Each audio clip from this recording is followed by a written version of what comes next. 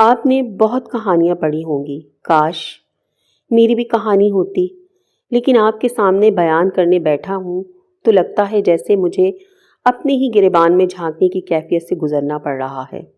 نام تو میرا جنید تھا، پر حالات نے مولوی جنید بنا دیا۔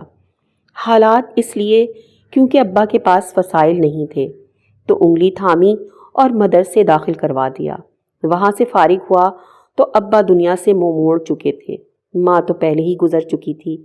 اب گاؤں میں رہ کر کیا کرنا، شہر چلا آیا۔ بہت بڑا مدرسہ تھا۔ ادھر میں نے دینی تعلیم میں مزید اعلیٰ مدارج طے کیے اور کچھ دن پڑھانے کی مشق کی۔ اسی دوران مدرسے کے اساتذہ کے توسط سے مجھے پہلی نوکری قریبی محلے کے ایک مسجد میں ملی تو میں بہت خوش ہوا۔ جانے لگا تو میرے استاد محترم نے مجھے 2 نصیحتیں کی۔ بیٹا جنید، ہر اچھے کام میں اللہ سے ڈرتے رہنا، کوشش کرنا توڑ والے ہر کام ہر قول سے بچنا۔ ان کی باتیں ایسے ہی ہوتی تھیں، گہری، بہت غور کے بعد سمجھ میں آنے والی۔ میں وہاں سے چلا تو آیا، لیکن میرا ذہن پہلی نصیحت میں اٹکا رہا۔ کافی دن اچھے کام پر اللہ سے ڈرنا۔ خیر، دوسری نصیحت پلے باندھ کر میں نے اس مسجد میں پیش امام کے فرائض سر انجام دینا شروع کیے۔ جلد ہی مجھے اندازہ ہوا کہ پہلی نصیحت تو سمجھ ہی نہیں آ رہی تھی، جبکہ دوسری پر عمل مشکل ہو رہا تھا۔ وہ مسجد اسی مسلک کی تھی جس کی میں نے تعلیم لی تھی، تاہم یہ کیا، یہاں تو استاد محترم جیسے مزاج کا کوئی تھا ہی نہیں۔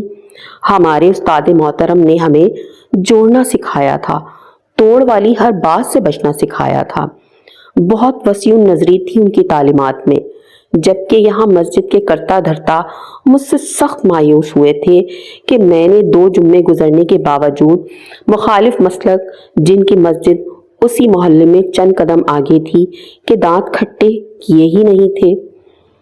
مسجد انتظامیہ نے دبے الفاظ میں مجھے قائل کرنا چاہا اور مجھے باور کروا دیا گیا کہ آپ کو یہاں رہنا ہے تو تقریر کو 2 آتشہ کرنے کے ساتھ ساتھ مخالفین کی قباحتوں کو بھی منظر عام پر لانا ہوگا۔ اس رات تہجد میں بہت گڑگڑا کر اللہ کے سامنے اپنا دکھ رکھا اور دل مطمئن سا ہو گیا۔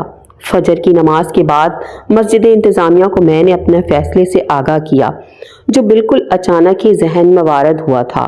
میں نے مسجد چھوڑنے کا فیصلہ کر لیا تھا۔